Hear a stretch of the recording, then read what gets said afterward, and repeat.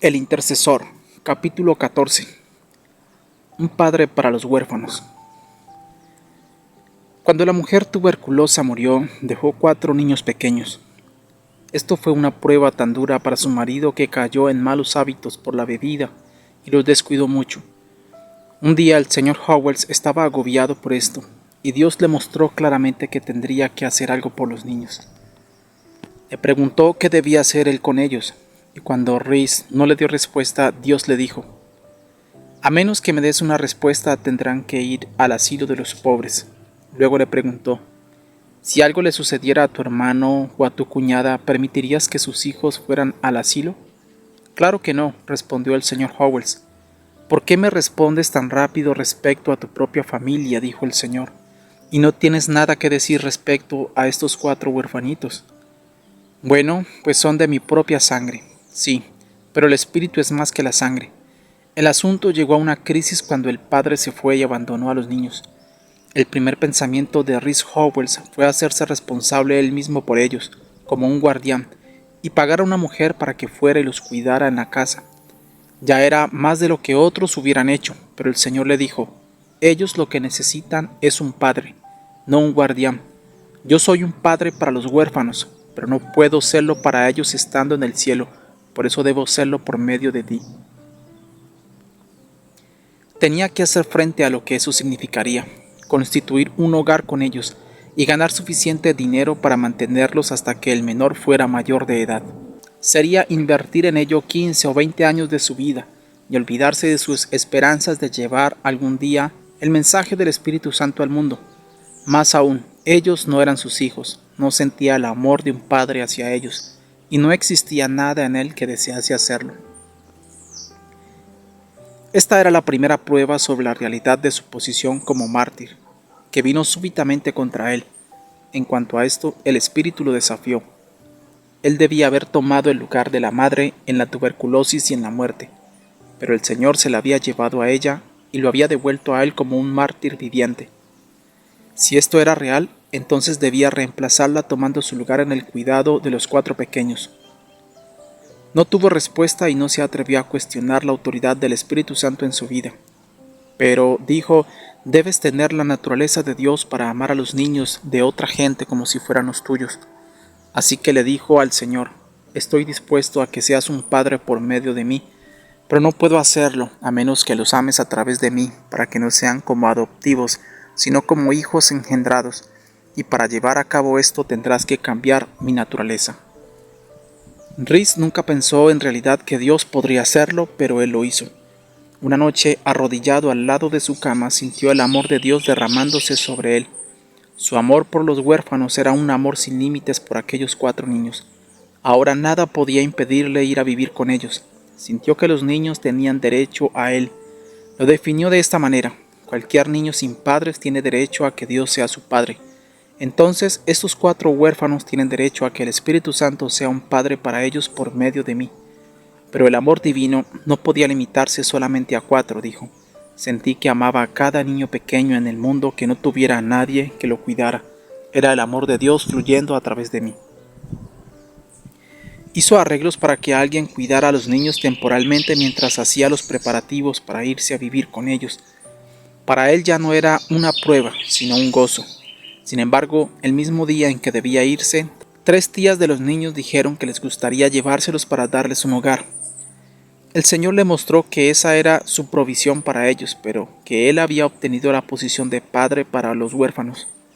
Esto se comprobaría años más tarde, cuando en el Instituto Bíblico el señor Howells y su esposa cuidaron con amor a los niños de los misioneros y a hijos de refugiados judíos, y algunos los cuidaban en su propia casa y a muchos otros en el hogar para los niños de los misioneros.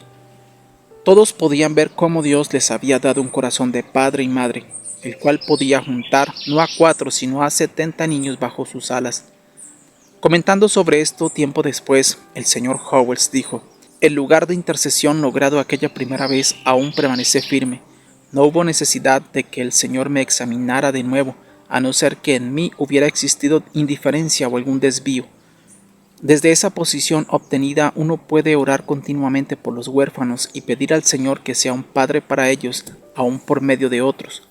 porque uno solamente le pide que haga a través de otro lo que está dispuesto a hacer por medio de uno mismo.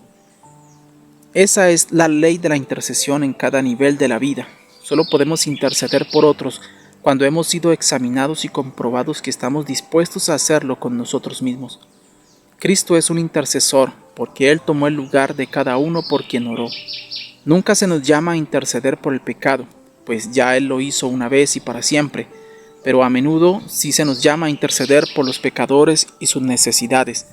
El Espíritu Santo nunca puede atar al hombre fuerte por medio nuestro, en un nivel mayor que aquel en el cual Él ha obtenido primero victoria en nosotros.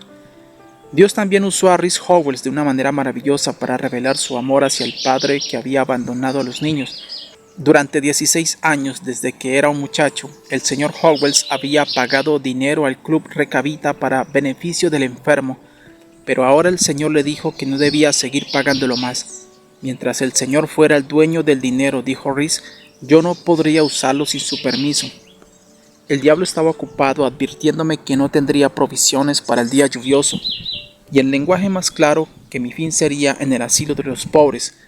Durante toda mi vida le había temido hasta el nombre de ese lugar, pero el Señor lo hizo permanecer firme sobre un versículo. El que recogió mucho no tuvo más, y el que poco no tuvo menos.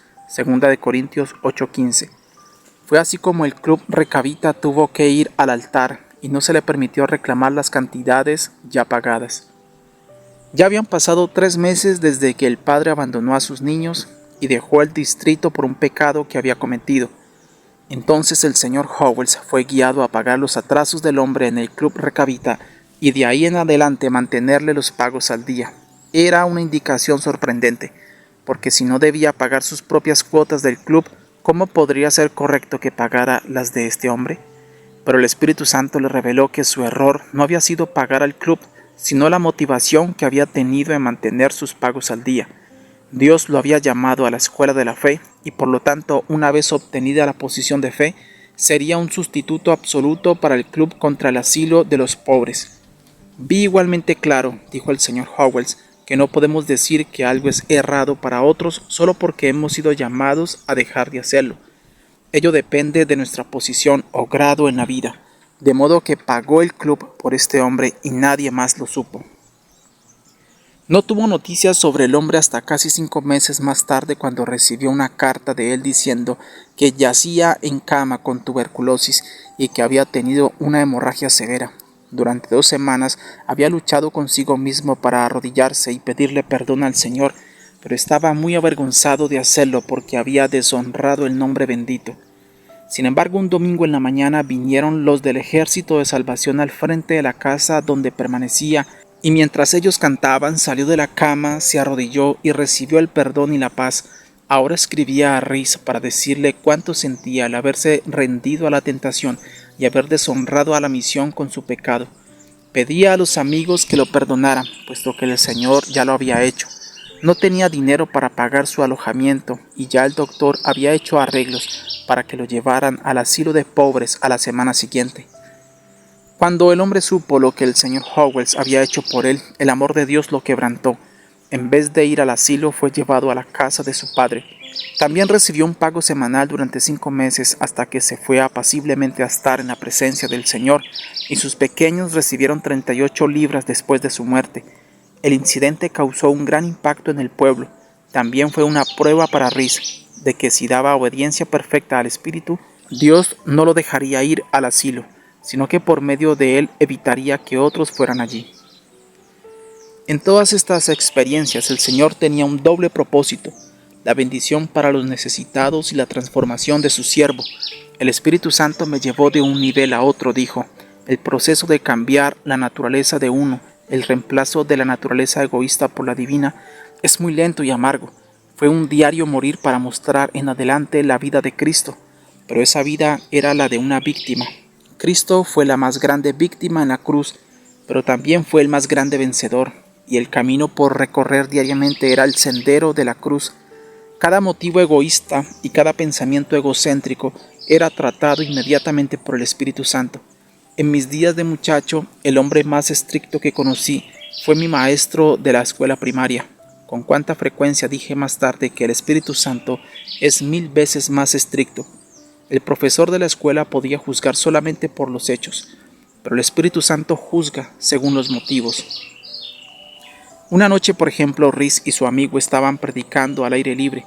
El amigo dio su sermón primero y el Espíritu Santo lo usó tanto que Rhys comenzó a preguntarse si se atrevería a él predicar de nuevo. Howells no era una persona muy bien dotada para predicar al aire libre. Ese sentir se incrementó tanto que llegó a convertirse en celos. Nadie lo sabía, comentó, pero aquella noche el Espíritu Santo me fustigó y me humilló hasta el polvo. Me mostró la fealdad de ello y cuánta ventaja sacaría el diablo de tal cosa para hacer daño a las almas de aquella gente. Nunca hubo nada que yo detestara más que eso, y podría haberme maldecido a mí mismo por ello. ¿No viniste a predicar al aire libre para que estas almas fueran bendecidas?, dijo él. Y si es así, ¿qué diferencia hay si les bendigo por medio de uno o del otro? Me pidió que confesara mi pecado, y que si alguna vez lo veía de nuevo en mí, tendría que hacer una confesión en público. Desde ese día en adelante, no me he atrevido a albergar un pensamiento de celos, porque nunca el Espíritu Santo se ha retractado de lo que me ha dicho. Cualquiera que fuera la advertencia de castigo que él me hiciera, si le desobedecía recibía todo el castigo. Hay quien pueda pensar que llevaba una vida de esclavitud y miedo. Sería así para la carne, pero para el hombre nuevo en Cristo era una vida de libertad total. Al principio tuve la tendencia de sentir compasión de mí mismo y de quejarme por el castigo debido a la desobediencia, pero pronto vi que debía perder el ego corrupto aquí o llevar la vergüenza de que fuera mostrado públicamente en el futuro. Entonces estar de parte del Espíritu Santo contra mí mismo y ver el castigo como una liberación en vez de una pérdida.